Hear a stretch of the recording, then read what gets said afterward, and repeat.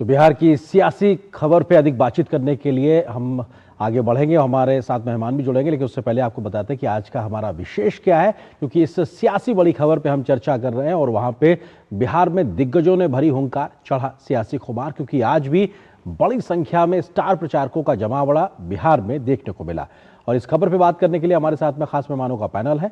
रवि त्रिपाठी जी हैं, प्रवक्ता भारतीय जनता पार्टी के। इसके अलावा चित्तरंजन गगन जी हैं, प्रवक्ता आरजेडी के हैं। इसके साथ साथ वरिष्ठ पत्रकार रामकृपाल सिंह जी मेरे साथ स्टूडियो में मौजूद हैं। आप तीनों को बहुत बहुत स्वागत है।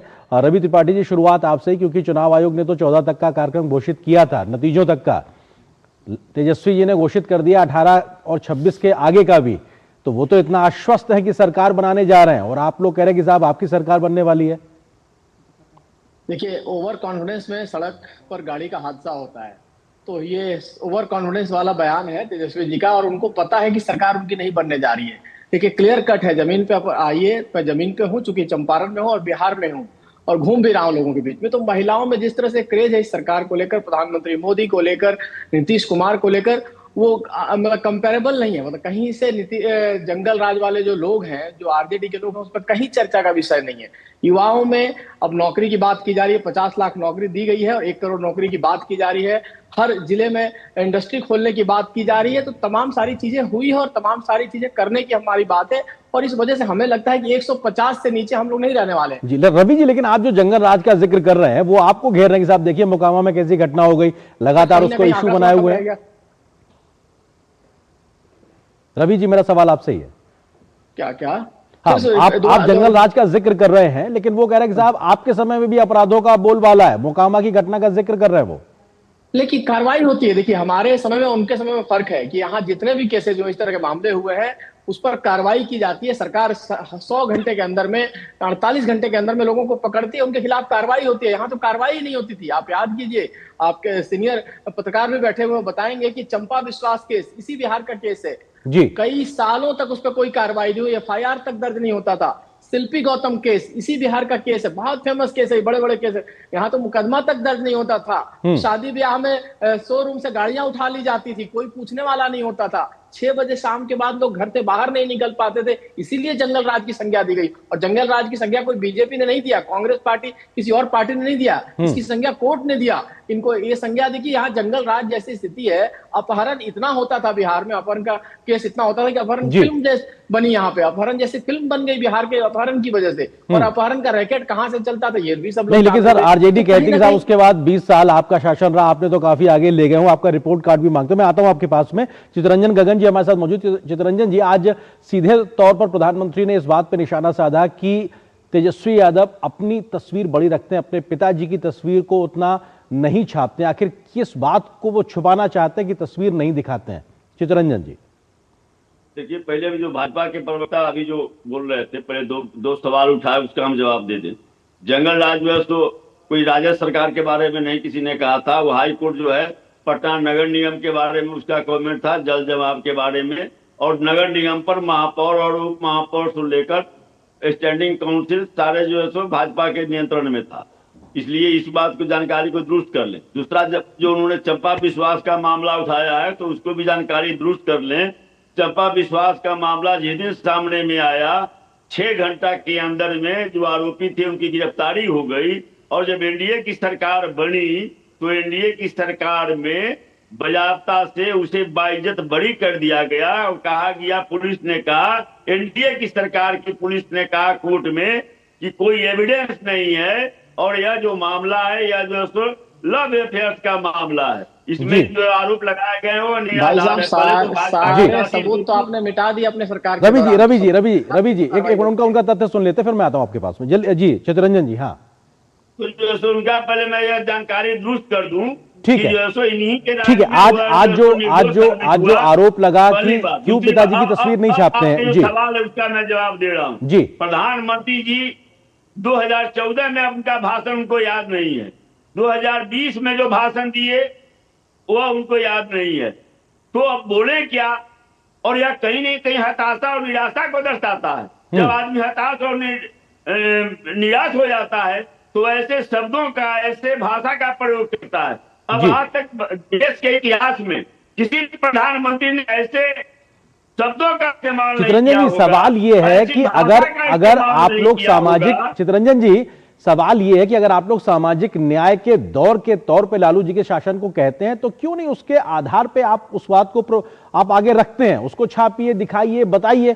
सवाल इसलिए पूछा जा रहा है ना आपसे। मैं तो कहता हूं जी। कि सात विश्वविद्यालय लालू जी नहीं, के तो फिर शासनकाल तस्वीर में क्यों नहीं खुले, है? केवल सवाल इसलिए उठ रहा है ना कि खुले। तस्वीर नहीं है, बात वो कह रहा हूं। नहीं, नहीं, मामला यह है कि देखिए, ये लोग का जो यह धंधा ये लोग परपंच करते हैं, प्रोपेगेंडा करते हैं और परसेप्शन बनाते हैं। और ठीक है, उसी पर परसेप्शन यह 20 सर बनाते, ठीक है। बिहार को वरिष्ठ पत्रकार जिसके रामकृपाल जी मेरे साथ स्टूडियो में मौजूद। रामकृपाल जी, सवाल ये है कि आज भी बिहार के चुनाव में जंगल राज का लगातार जिक्र होता है और हर चुनावी रैली में। ठीक है चितरंजन जी, आपका पॉइंट आ गया।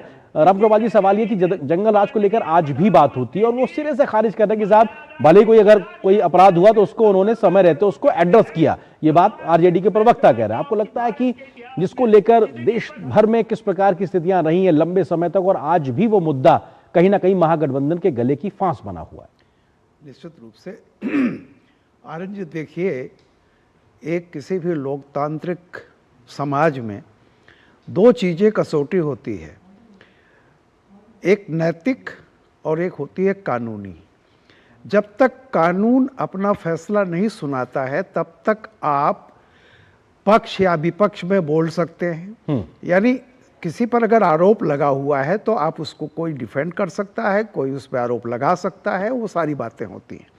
लेकिन जो सवाल अभी आपने पूछा कि तेजस्वी जी लालू जी की फ़ोटो क्यों नहीं बड़ा छापते, अपनी बड़ी बना रहे हैं, पूरे देश को पता है कि लालू जी नैतिक रूप से और कानूनी रूप से अपराधी साबित हो चुके हैं।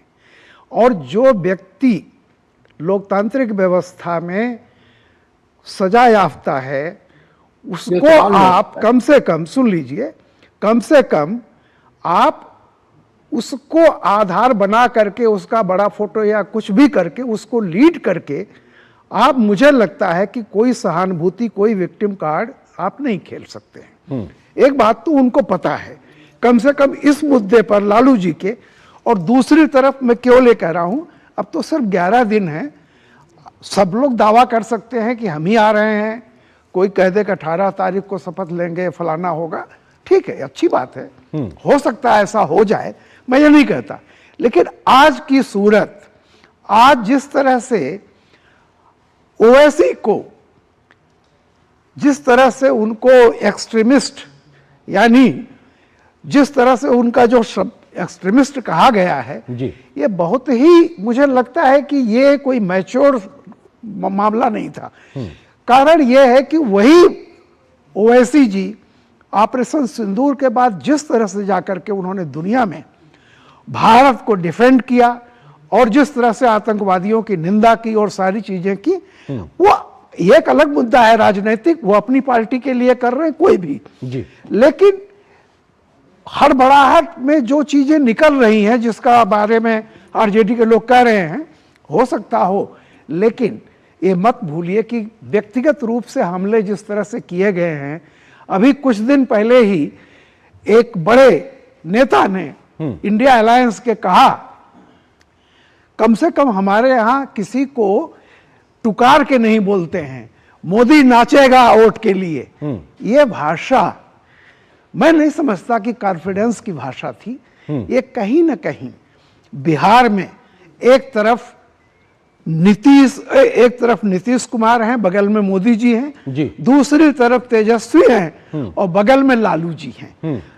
कांग्रेस कहीं दिख नहीं रही है। कांग्रेस को लग रहा है कि बिहार से ज्यादा बेहतर चांस किसी राज्य में उसे नहीं था और बिहार में भी उसे बैकग्राउंड में जाना पड़ा, तो कल को बंगाल और उत्तर प्रदेश में क्या कर लेंगे जब बिहार में आप स्थिति है। तो मेरा ये कहना है कि अब देखिए स्थितियां जो साफ आज की तारीख में है, ठीक है, फाइट हो रही है, लेकिन अतीत अगर किसी तरह का कोई गवाह बनेगा तो निश्चित तौर पर वो नीतीश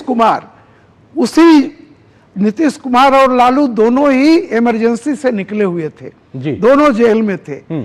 आज नीतीश जी के कोई बैगेज नहीं है, लालू जी अदालत से अपराधी साबित वही बैगेज लगातार चुनाव में एक बड़ा मसला भी बना हुआ है। रवि जी, सवाल ये भी है कि आपके विपक्षी जो महागठबंधन वाले वो कहते हैं कि साहब आपके पास अपना रिपोर्ट कार्ड 20 साल का दिखाने के लिए है नहीं विकास के मोर्चे पर, इसलिए आप इस प्रकार का परपंच जो शब्द उन्होंने इस्तेमाल किया, आप परसेप्शन का काम कर रहे हैं ताकि मेन मसलों से मुद्दों से बात भटक जाए। रवि जी।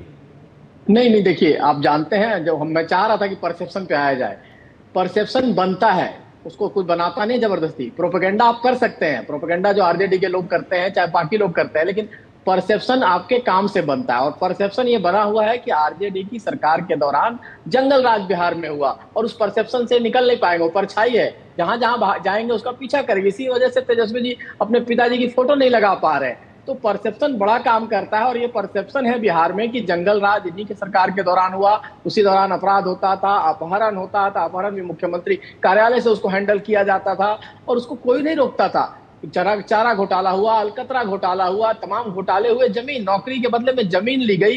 तो ये परसेप्शन एक दिन में नहीं बना है, एक एक करके तमाम केसेज ने परसेप्शन बनाया है और उस परसेप्शन से बाहर नहीं निकल पाएंगे। जहां तक आपने 20 साल की बात की, तो 20 साल के दौरान बीच में सरकारें एक दो बार इनके साथ भी गए। 2015 में नीतीश कुमार इनके साथ गए, फिर थोड़े दिन के लिए नीतीश कुमार इनके साथ गए, तो गैप हुआ। अदरवाइज रामकृपाल जी भी कहेंगे कि 2005 से 10, देखिए 2005 में इनकी सरकार जाती है, राष्ट्रपति शासन लागू होता है, फिर दोबारा चुनाव होता है अक्टूबर नवंबर में, फिर 5 साल नीतीश कुमार की सरकार आती है और वो एनडीए की पक्की 5 साल वाली सरकार होती है। और किसी से आप पूछ लीजिए, किसी बिहारी से, कि उस 5 साल में बिहार में कितना डेवलपमेंट हुआ, कितने क्रिमिनल्स को अंदर किया गया। तो कहीं ना कहीं 5 साल लगातार सरकार चलने का फायदा हमें हुआ और बीच में कहीं ना कहीं रवि जी वो 26 तारीख बता रहे हैं, 26 नवंबर बता रहे हैं, 26 नवंबर से रवि जी, रफ्तार पकड़ रवि जी, तेजस्वी जी 26 नवंबर की तारीख दे रहे हैं। 26 नवंबर से 26 जनवरी के बीच में सारे अपराधी जेल में होंगे, वो वायदा कर रहे हैं।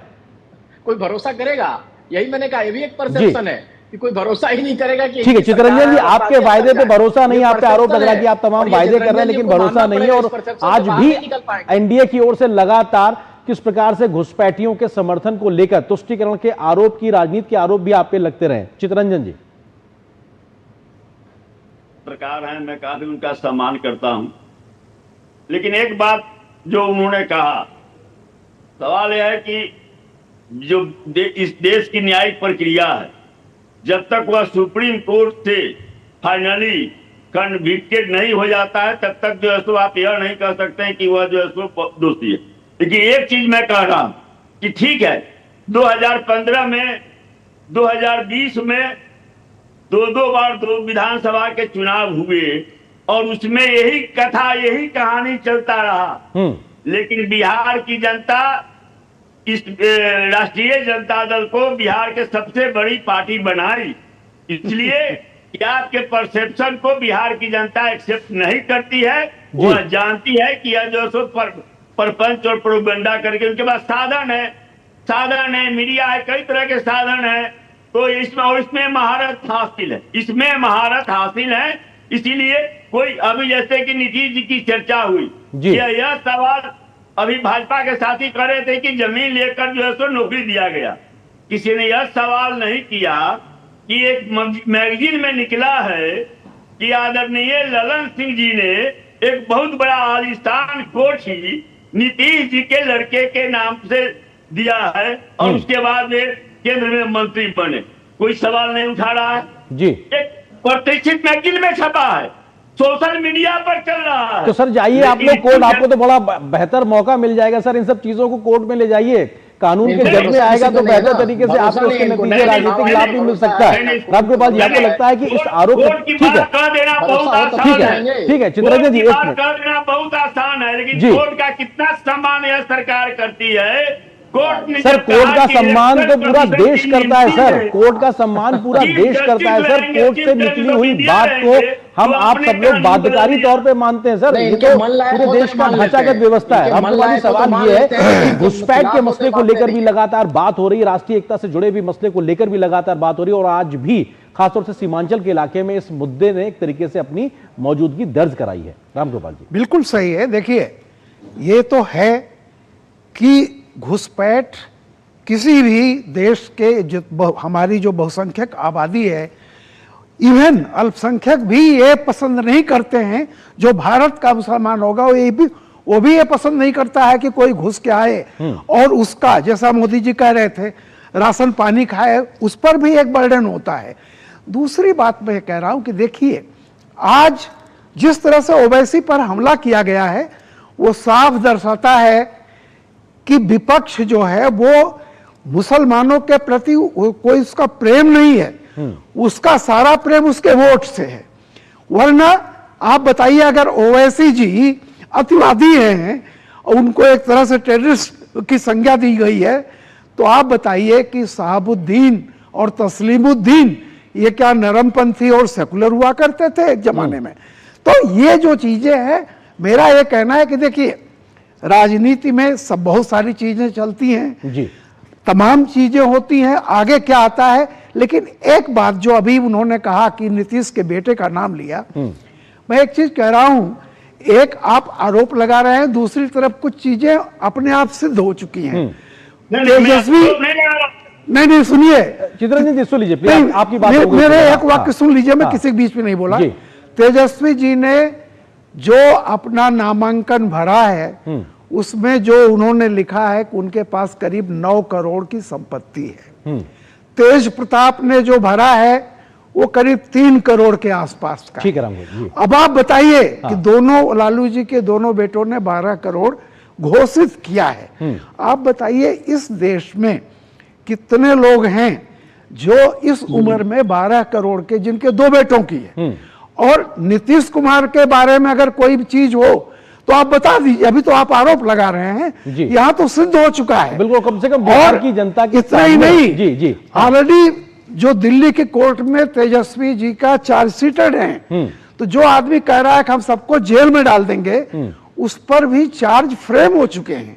तो एक तो ये लॉ में कहा जाता है कि जो न्याय चाहता है उसका दामन पाक साफ होना चाहिए। बिल्कुल ठीक बात, सही कह रहे हैं कि एक तरीके से आप अगर न्याय देने के ओहदे पे हैं तो ऐसे में आपका दामन बिल्कुल पाक साफ होना चाहिए। बहुत बहुत शुक्रिया आप तीनों मेहमानों का हमारे साथ जुड़ने के लिए, इस खबर पर विस्तार से बात करने के लिए बहुत बहुत शुक्रिया।